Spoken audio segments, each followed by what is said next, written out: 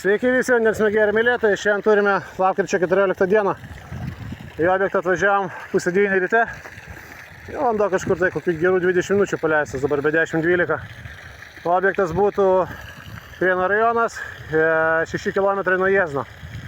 O tokia va vietovė, o tokia va gyvenvietė nedidelė. O, atvažiuojam su džipuku prie kabelio. Ir dabar apie gręžinį. Bendras gręžinį gavosi gilis 5,60. Ir va plovė va tokį va gražų žvyruką. O, labai gražus kevinės spalvos žvyrukas. Stambios frakcijos. Pamatavom vandens debetą, 10 litrų kibiras prisipildo per 11 sekundžių. Čia gaunasi 3 kubai 200 valandą. Čia gal jau mūsų per šitą sezoną 6 jau gręžinys, toksai va rekordinis gręžinys. Nu, rekordinių debetų. Talkų siurblys pajungtas, 1,4 kW. Galinga savo serija, dėl to vandens daugiau duoda, o užsakovui sukomplektavom šepaką kilovatinį va tokį. Nebrangų, 130 eurų. Va dabar va jau žarną pratempė. Prie lygintuvų užsakovas savo prasidempė, pakosimės, o vat Mr. Gardeneris va šitas siurblys. Jo našumas rašo 4 kubai maksimum, bet iš tikrųjų realus debetas yra iki 2,4 kubų, daugiau neduoda. Po to va, dar turiu Grumfusą kilovatinį, tai jo ten 3 kubai maksimum našumas. Irgi geras siurblys, itin tylus. O taip atrodo filtrai metriniai, sintetinis tinklelis. Sukištas į tą vandeningo žvyrų sluoksnį, iš kurio ir traukiam vandenį. Ir pradžiai pabandėm su benziniu grąžtu pasigręžti prie namo. Žiauriai kilnotas kietas priemolis. Buvo net grąžtas užkaito. O va šitoje vietoje prie tvenkinio, po to naisiu parodysiu. Čia sakė, šaltiniai kažkokie mušėsi. Nu ir va pasigrėžėm su grąžtu ir prasidėjo po priemolį tokių nedidelio sluoksnio žvyrukas sausas. Va tokie va riduliai iškasti. Nes užsakovas šiandien užsakovo nuotekas padarė. O toksai mat buvo gruntas.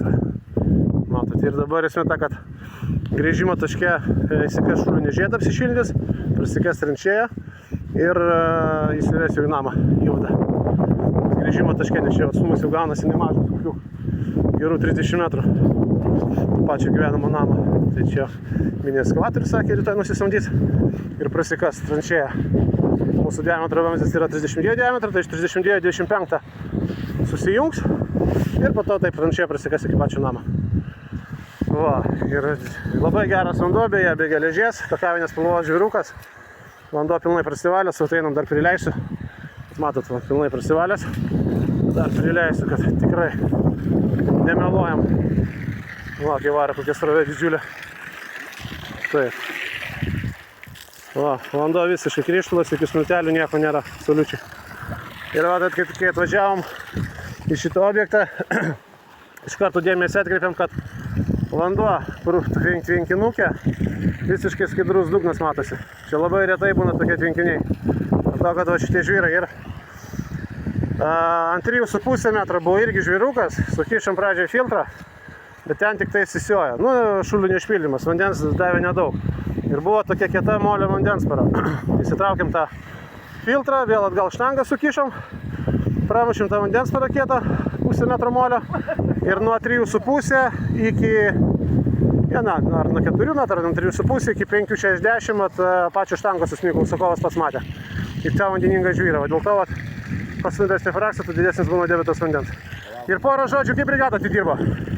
Labai puikiai. Ačiū. Pakolkas, ne, čia vanduo nesibaigs, jūsų gyvenimo tikrai užteks. Pigiai ir puikiai.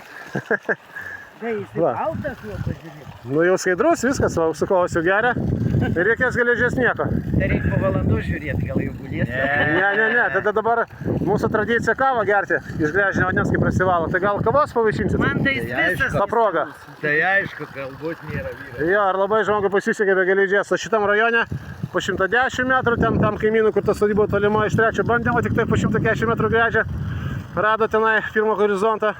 Nes už 2,5 km Nemunas, o čia gaunasi šitas sklypo altitudė 103 metrai, viršūnės lygio, o Nemunas 40 metrų. Nu tai va, čia grinai pagavom šaltinę, bet užsakovai džiaugiasi. Va ir, nu kai vanduo skanus, be geležies. Nu šlapias. Šlapias. Tai va, gerai tada visiems geros dienos ir gero vandens. Ja, iki.